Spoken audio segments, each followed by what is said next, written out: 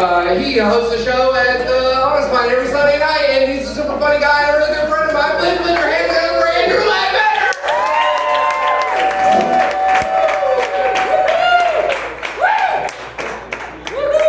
Chris, hello, everybody!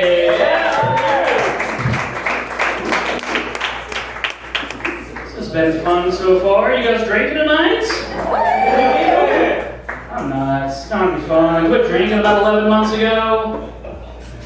I quit drinking again about 3 months ago. I quit drinking again about a month ago, so it's not really that impressive. So, had to quit drinking, man. I had to quit drinking. I went to a few AA meetings, and you've been to AA before.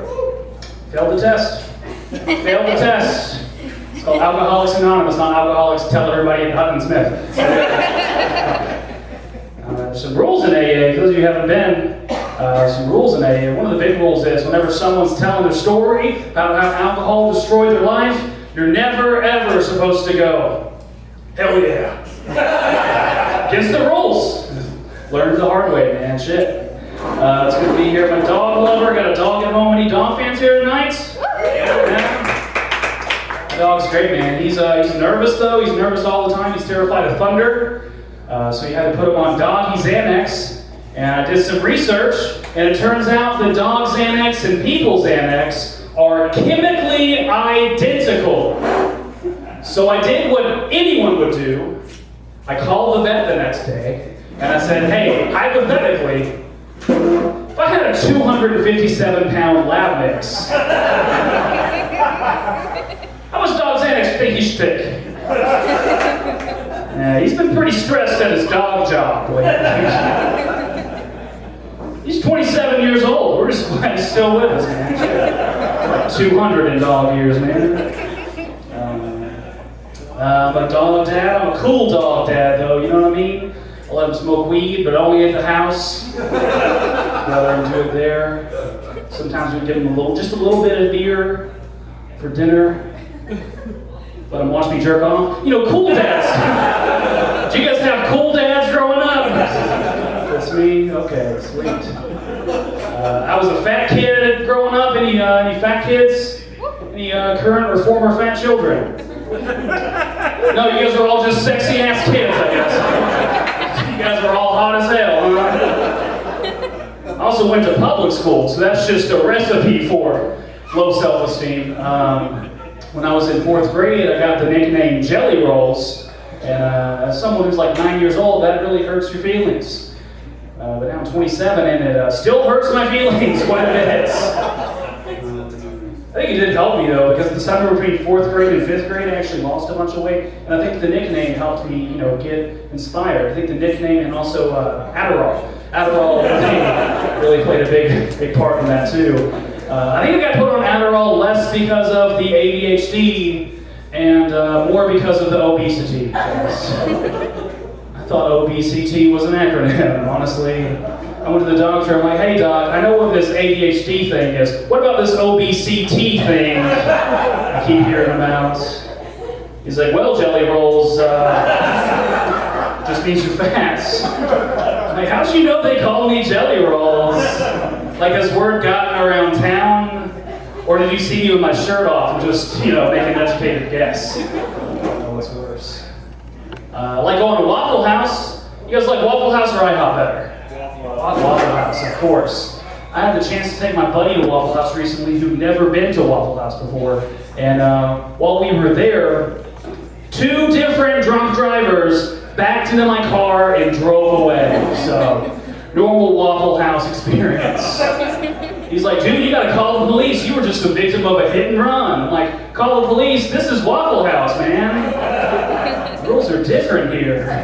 It's like international waters, man. I'm pretty sure drunk driving and hit and run accidents, both totally legal in Waffle House parking lots. In fact, if I called the police, they would just be like, what do you want us to do? We can't send cruisers out every time some drunk dude backs into another guy's car at Waffle House. We don't have the manpower to do that. Look, man, if you want to eat breakfast at 2 a.m. and not have someone total your car, go to Denny's, okay? I don't know what to tell you. Man. It's good to be here, though. I got a brother. He has 4 kids. He's a big fan of the band the Allman Brothers. He named all 4 of his kids after Allman Brothers songs. So the girls' names are fine, but the boys' names are pretty messed up. So whenever he brings them down for dinner, he's always like, Jessica, Melissa, Ramblin' Man, Midnight Rider. Get down here. Dog's named Blue Skies. He's on Xanax. I'm married. Any married people in the house tonight? All people, you guys married? How long you guys been married? 9 years. Give it up for these people. Yeah, 9 years. My wife and I got married at the end of 2019, so we spent pretty much the whole first year of our marriage locked in an apartment together. So it feels like we've been married 9 years. She's almost done, you know. You guys fart in front of each other? You guys fart in front of each other? Constantly, yeah. Of course. I think that's great. I think if you are in a committed long-term relationship, you have to fart in front of that person. Because how can you go from not farting in front of somebody to asking them to do your deepest, darkest sexual fantasies, right? Like, there's no way you can go from not farting in front of somebody to be like, hey, can you zip tie my balls together? Or spank them with a ping pong paddle? Maybe take a dump on my chest? Nothing weird, nothing like farting, okay? Just normal stuff. I like being married, man. I like being married. I didn't like being engaged, because being engaged is stressful. We had all these arguments. One time we had an argument about, my wife, she asked if we could have an outdoor wedding, and I thought she said open marriage.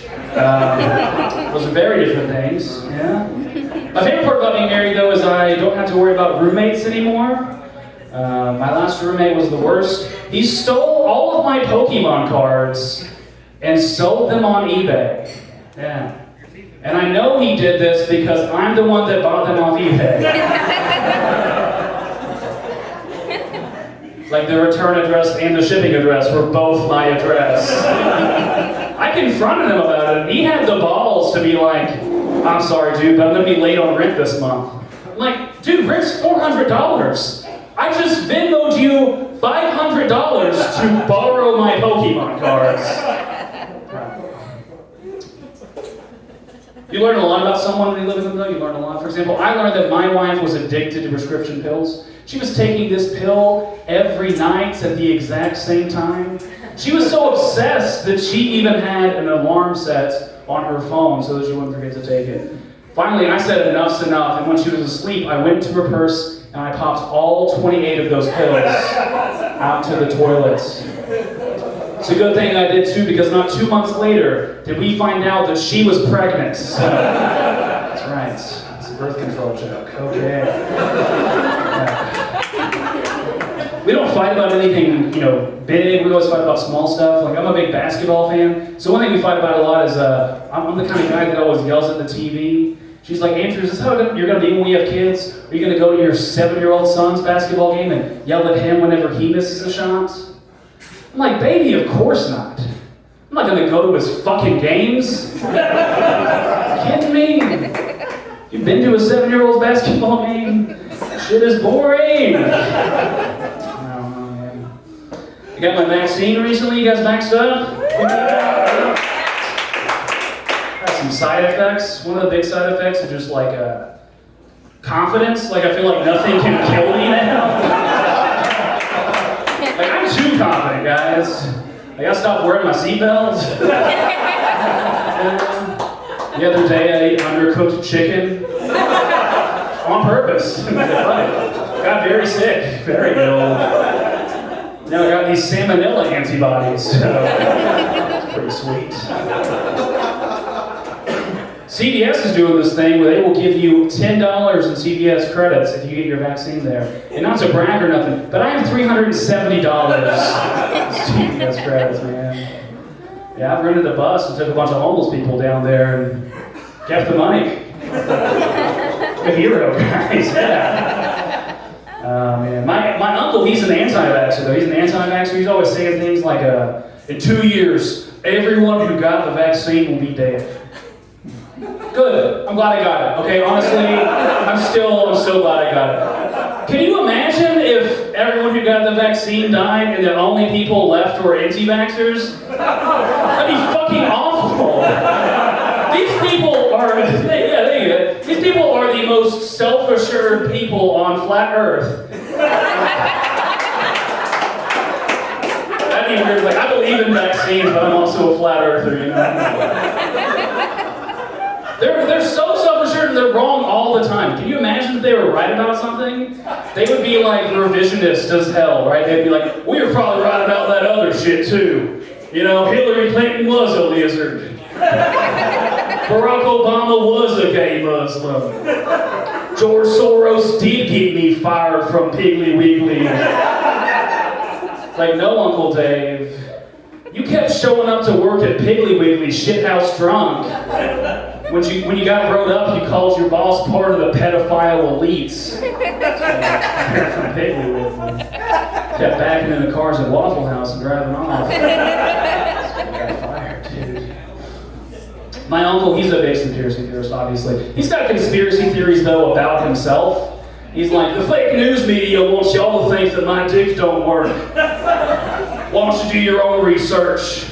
Come in the bathroom with me. I'll show you. Had a couple swallows of wild turkey on the way over here. It'll work, though. Just give it a minute. Oh, man. I've been working from home for like the last, 18 months. You guys work from home still? And a few people? I don't know if I can go back, honestly, guys. I've gotten used to a certain comfort level working from home. Like, for example, I've started taking baths during the workday. You guys ever do that? Man, I love taking baths. And I especially love taking baths when I'm not supposed to. Got this board laid across the bathtub, just working and shit. I dropped my laptop in 2 times. That's an awkward phone call. Hey, boss, not gonna make the Zoom call this afternoon. Drop my laptop in the water. Been on some Zoom meetings in the bathtub. You have to use one of those virtual backgrounds, but even then they're like, Andrew, why are you naked? And covered in bubbles. Turn your video on, but the water's still sloshing around. I drank too much water a few months ago. You guys ever do that? You guys ever drank so much water that you drain all the electrolytes out of your body? You have a seizure and you're in the ICU for 4 days? You guys ever do that? Just me? That really happened, guys. I drank so much water that I had a seizure. They had to put a catheter in my penis. I don't know about you all, but I severely underestimated how big a catheter would be. I thought a catheter would be like the size of one of those little coffee stirrers you get. No. Catheter is actually the size of the largest Slim Jim. They sell at a gas station. Yeah, that's right. Okay, I lost you guys with the catheter stuff. Let's keep going. Woke up in the ICU the next day. The nurse was like, hey, do you want us to take the catheter out? I'm like, that'd be great. Wrong answer. Wrong answer, guys. The only thing that hurts worse than getting a catheter put in is getting one removed. I think I had a bad nurse too, man. I think my nurse was like a part-time groundskeeper.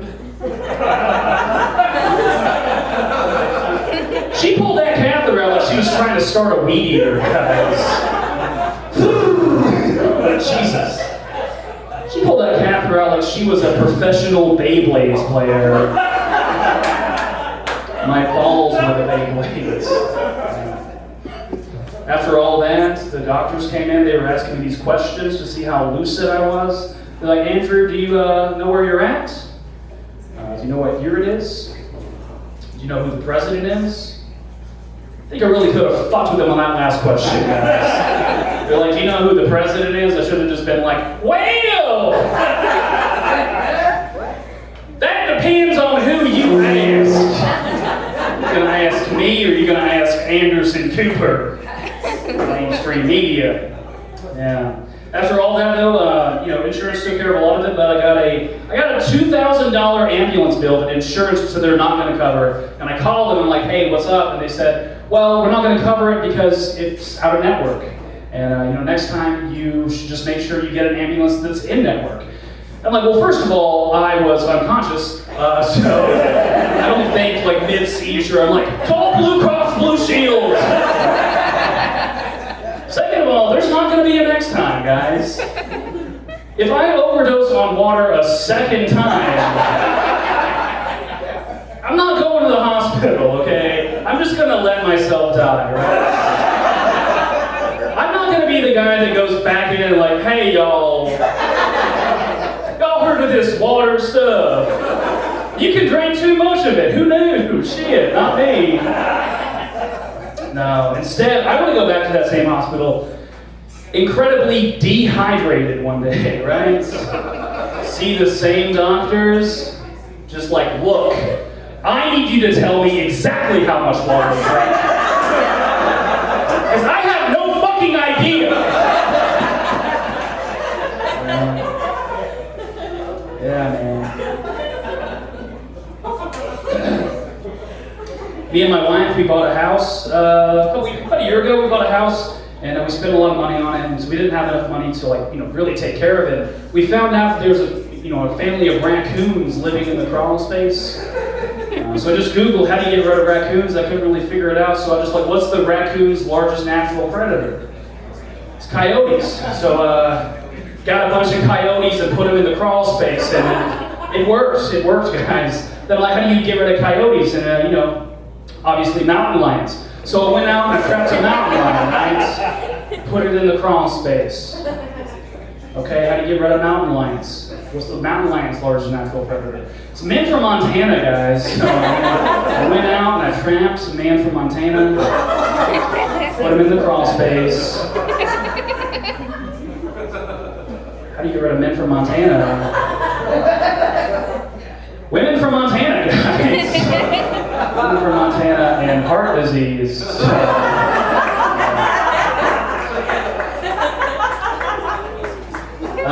You guys ever remember in high school ever accidentally calling your teacher mom during sex? And then he would be like, my name's Mr. Connolly Jelly Rolls, but you can call me Daddy, okay? Spend my time, my name's Andrew. So let's give it up for Chris, everybody.